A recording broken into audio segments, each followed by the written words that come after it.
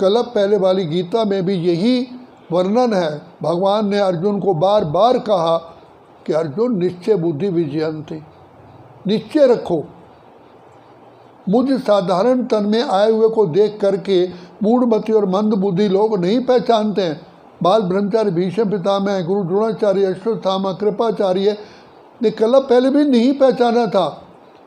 कई लोग प्रश्न करते हैं कि अगर बाबा ब्रह्मा में श्री बाबा आए हुए हैं तो ये जो संत महात्मा हैं, जो विद्वान हैं, जो पवित्र हैं, वो क्यों नहीं पहचानते हैं? तो इसका कल्प पहले वाला जवाब मिला हुआ है। जब अंत समय पर भीष्म पितामह मृत्युशैया पर थे तो बहुत ज्ञान ध्यान की बातें कर रहे थे। तो अर्जुन, तो द्रौपदी बीच में कह बैठी, पितामह आज तो आप इतनी ज्ञान ध्यान की बातें कर रहे हो, तब कहाँ चले गए थे जब मेरा चीर हरण हो रहा था? कहा पुत्री, मैंने कौरवों का अन्न खाया हुआ था, मेरी बुद्धि मलिन हो चुकी थी। आज वो अर्जुन के बाण लगने से सारा मेरा खून जो है बह चुका है और मेरी पवित्र बुद्धि फिर प्रकट हो गई है। तो ये जो साधु संत महात्मा हैं किसका खाते हैं? तो बाबा कहते हैं, बच्चे तुम कितने कितने पद्मा पदम गिनती भी नहीं करो, कितने सौभाग्यशाली हो कि तुमने बाबा को पहचान लिया, इसलिए तुम मुझे बहुत प्रिय हो। आज कल के बड़े बड़े विद्वान, आचार्य, साइंटिस्ट, IAS ऑफिसर पढ़े लिखे नहीं पहचान पाए, तुम बच्चों ने पहचाना। तुम बाबा के नूरे रत्न हो। बाबा तुम बच्चों को देख करके बहुत हर्षित होते हैं कि देखो ये कल्प पहले वाले मेरे बच्चे हैं जिन्होंने पहचाना है मुझे। साधारण तन में आए हुए को देख करके हमने देखा, हमने पाया शिव भोला भगवान, कितना मीठा कितना प्यारा शिव भोला भगवान। कौन कहेगा कि साधारण तन में करतार बैठा हुआ है, भगवान बैठा हुआ है? हमने देखा है बाबा तुझको, रूहों को प्यार करते हैं। बाबा कहते हैं, बच्चे, जो बच्चे बाप पर निश्चय रखते हैं उनकी सदगति होती है। चलो जैसे भी हो, कहा बाबा मैं अंधी हूँ, काणी हूँ, लूली हूँ, लंगड़ी हूँ, कैसी भी हूँ, बाबा मैं आपकी हूँ। अच्छा बच्चे, अब तुम मेरे हो।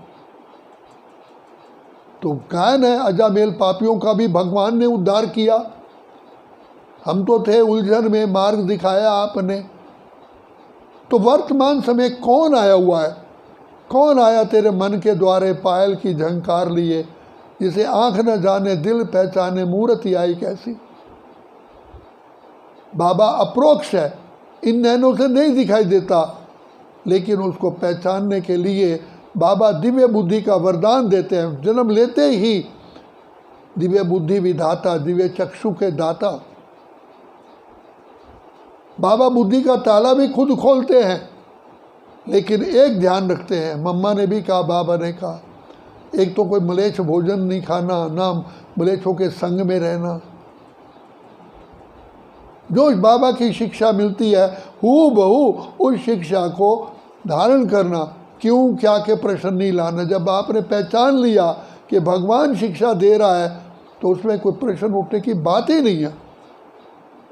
हम लोगों ने यही कहा, बाबा जो आप कहें वही ठीक है। आप रात को दिन है, हाँ बाबा दिन है। दिन को रात है, हाँ बाबा हमें तारे भी दिखाई दे रहे हैं। बाप जो भी कहेगा हमारे कल्याण के लिए ही तो कहेगा ना। बाप का सबसे पहला गुण है कल्याणकारी, दुख हरता, सुख करता, बिगड़ी को बनाने वाला। किसने हमारे ऊपर सिर पर हाथ रखा है? स्वयं ईश्वर पार ब्रह्म परमेश्वर ने, जिसका सहारा हम ढूंढते थे।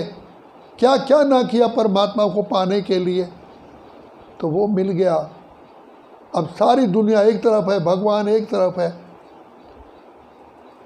तो आज तक हम गुरुओं की मत पर चले, शास्त्रों की मत पर चले, मनुष्यों की मत पर चले, विद्वानों आचार्यों की मत पर चले। अब हमको मिल रही है श्रीमत।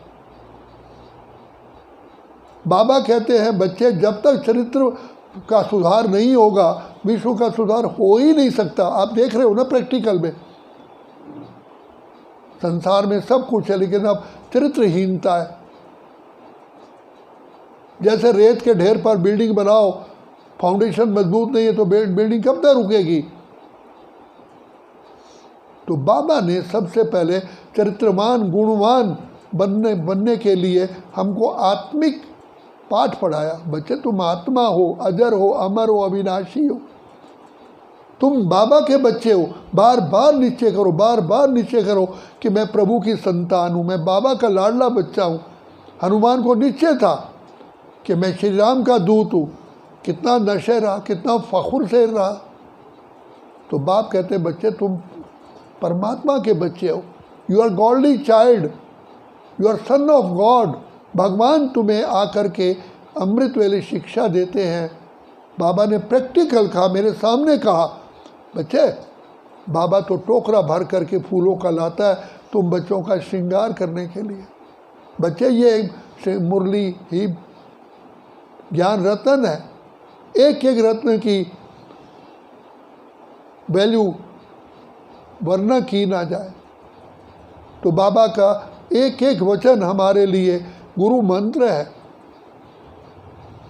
जो बाबा शिक्षा देते हैं उसमें सारे संसार के सुख समाये हुए हैं, तन का, मन का, धन का, जन का, परिवार का, समाज का, प्रकृति का, पशु पक्षियों का और समय का भी। समय को वरदान है, इस समय पर एक बीज बो पदम पाओ, ये समय है। जैसे समय पर प्लेटफार्म पर नहीं पहुँचो तो ट्रेन मिस हो जाती है, समय पर डॉक्टर ना पहुँचे तो रोगी की मृत्यु हो जाती है, समय पर किसान बीज ना बोए तो उसका फल नहीं मिलता। तो यही पुरुषोत्तम संगम युग की वेला है, ले लो प्रभु का प्यार अगर है पाना। इसलिए बाबा कहते हैं बच्चे संगम युग कल्याणकारी युग है। दूसरे युगों में तो तुम नीचे गिरते आए, लेकिन संगम युग पर विधाता, वरदाता, भाग्य विधाता की तुमको छत्र छाया मिलती है। तो ये समय है और भाग्य की कलम भगवान हमारे हाथ में देता है। जिसने कहा जी बाबा जो आप कहते हैं वही सत्य है, जी बाबा, हाँ बाबा, अभी बाबा, उनका बेड़ा पार हो गया। देखो हमारे ज्ञान में भोली भोली माताएं आई जिन्होंने कुछ भी नहीं पढ़ा था, लेकिन आज वो उनके मुख में भगवान खुद अवतरित होकर के बोल रहे हैं। कहते हैं दादी कुछ तो बोलो, कुछ तो शब्द निकाल दो, वो वरदान हो जाते हैं। तो कहा ना पत्थर तैरते हैं, पत्थर वो वास्तव में नहीं तैरते, जो हम पत्थर बुद्धि हैं वो तैरते हैं। बंदर ही मंदिर लायक बन जाते हैं। जो ज्ञान नेत्र से नयनहीन है वो नेत्र वाले बन जाते हैं। दूर तक की हमें बुद्धि बाबा देता है, दिव्य बुद्धि दे करके त्रिनेत्री, त्रिकालदर्शी, त्रिलोकीनाथ बना देता है। तो यही समय हमारा कितना कल्याणकारी है, ये सोच करके भी बड़ी गुदगुदी पैदा होती है कि बाबा कमाल कर दिया, रोम रोम पुलकायमान हो जाता है। बाबा आपने हम पर इतनी कृपा की है, हम इसका कर्ज उतार नहीं सकते हैं। तो इसलिए बाबा कहते हैं बच्चे ये समय की वैल्यू को समझो, गया समय फिर हाथ नहीं आता। एक एक सेकंड पर तुम एक एक सेकंड पर पद्मों की कमाई है। अच्छा, ओम शांति।